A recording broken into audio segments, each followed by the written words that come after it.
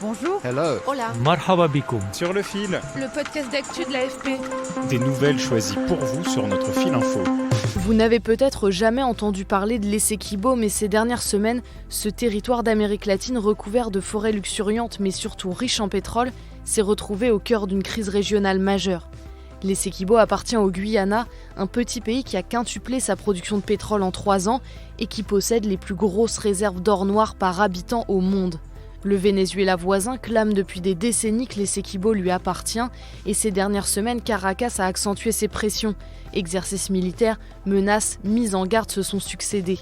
Nous faisons le point dans cet épisode avec Patrick Faure, chef du bureau de l'AFP au Venezuela, et Gaspard Estrada, professeur à Sciences Po, directeur de l'Observatoire politique de l'Amérique latine et des Caraïbes.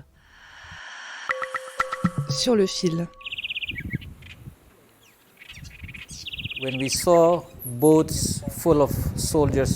Lorsqu'on a vu des bateaux remplis de soldats arriver du Venezuela par la rivière Wenamo, qui marque la frontière entre le Guyana et le Venezuela, nous nous sommes sentis très menacés, car on ne voit jamais beaucoup de soldats traverser cette rivière. Lyndon Cheong est mineur à Arao, un petit village de 280 âmes du Guyana, dans la région de l'Essequibo. Sa vie a été bouleversée quand les relations entre le Guyana et le Venezuela voisin se sont embrasées.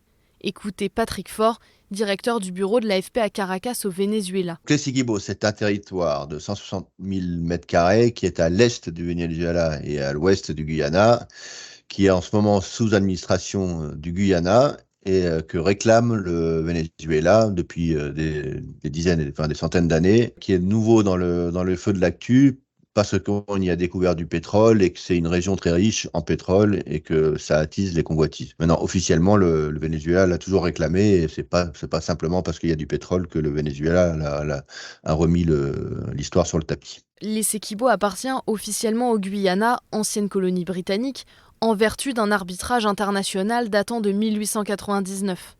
Le Venezuela conteste le tracé de cette frontière, estime que le Royaume-Uni s'est octroyé des terres vénézuéliennes au XIXe siècle et préfère prendre pour référence les limites fixées par l'Empire espagnol en 1777. Il y a un petit coup d'accélérateur en 2015 avec la découverte de pétrole par ExxonMobil dans la zone de l'Essequibo. Et donc là, tout le monde se réveille, vénézuélien comme guyanien, parce que sinon c'était une région plus ou moins oubliée, c'est pas très développé. Et donc les Guyaniens décident, on va commencer à exploiter ce pétrole. En septembre, ils lancent des appels d'offres dans la zone. Là, ça énerve forcément les Vénézuéliens qui se disent, ça c'est notre zone à nous. Bon, ils protestent énergiquement. Et derrière, ils organisent au Venezuela un référendum pour décider, pour un peu mobiliser le pays autour de la cause. Il y a un oui à 95% des Vénézuéliens pour dire que l'Essequibo est à eux. Bon, on met la pression, on met des troupes à la frontière, les Guyaniens aussi, et donc on est dans la tension qu'on a connue ces derniers jours. Ce référendum, précisons-le, est bien un scrutin organisé au Venezuela et non pas un référendum d'autodétermination des Guyaniens de l'Essequibo.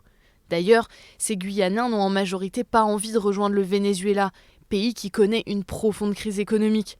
Le PIB s'est contracté de 80% en 10 ans et des milliers de personnes ont émigré. Écoutez Thomas Devroy, rencontré lui aussi dans le village guyanien d'Arao.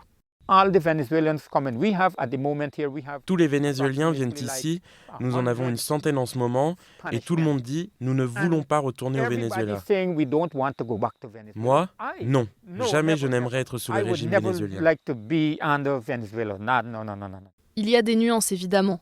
Dans la partie de l'Essequibo située près de la capitale Georgetown, les habitants sont plutôt très nationalistes. Mais plus on s'éloigne dans des zones plus reculées, moins développées, plus l'adhésion à l'État central diminue. Certains se sentent laissés pour compte. Alors la zone qui est toute proche de Georgetown, tous les gens ils sont à fond pour le Guyana et ils comprennent pas ce qui se passe. Quand tu vas dans le fond de l'Essequibo à la frontière, là aussi la plupart des gens sont très très très pro guyaniens. Ils s'estiment que ça fait des années qu'ils sont guyanais, il n'y a pas de raison que ça change. Et puis en plus avec la crise au Venezuela, ils n'ont pas du tout envie de devenir vénézuéliens.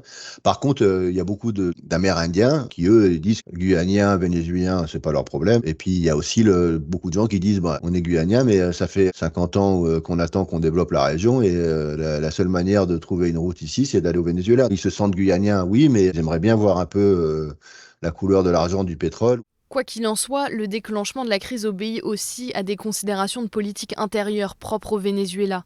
Gaspard Estrada, professeur à Sciences Po, nous résume. Certes, vous l'avez mentionné, il y a un antécédent qui est très ancien, même qui date de plusieurs siècles.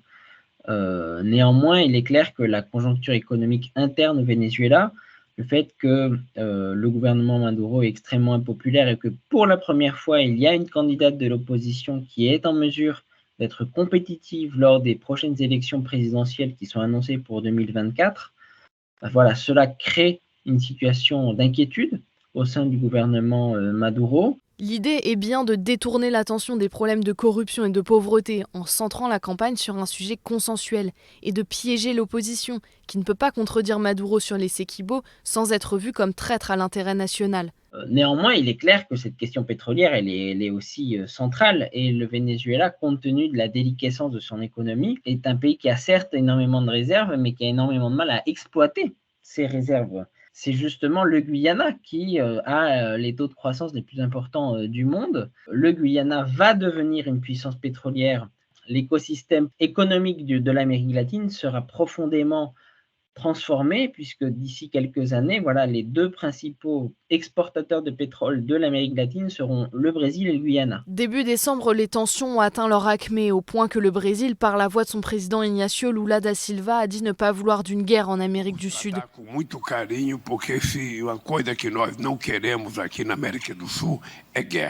Mais les craintes se sont apaisées après un sommet entre les présidents vénézuéliens et guyaniens sur l'île de Saint-Vincent-les-Grenadines le 14 décembre. Nicolas Maduro et Irfan Ali ont convenu de ne pas faire usage de la force, scellant un retour au statu quo. Et le Brésil a joué un rôle crucial dans cet accord.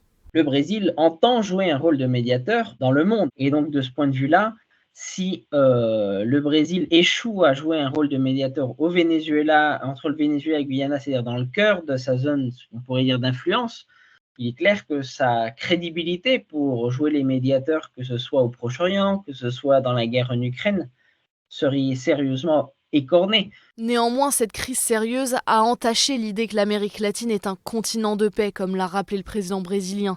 Les conflits interétatiques sont en effet très rares dans la région, même si ce continent a compté nombre de conflits armés internes et de guérillas. Ce qu'on peut espérer, c'est que, compte tenu de l'état de dévastation, si je puis dire, de l'économie vénézuélienne, voilà, engager une guerre aujourd'hui, alors que l'économie vénézuélienne va aussi mal, serait quand même un geste osé, parce que voilà, se lancer dans une guerre, ça veut dire la financer.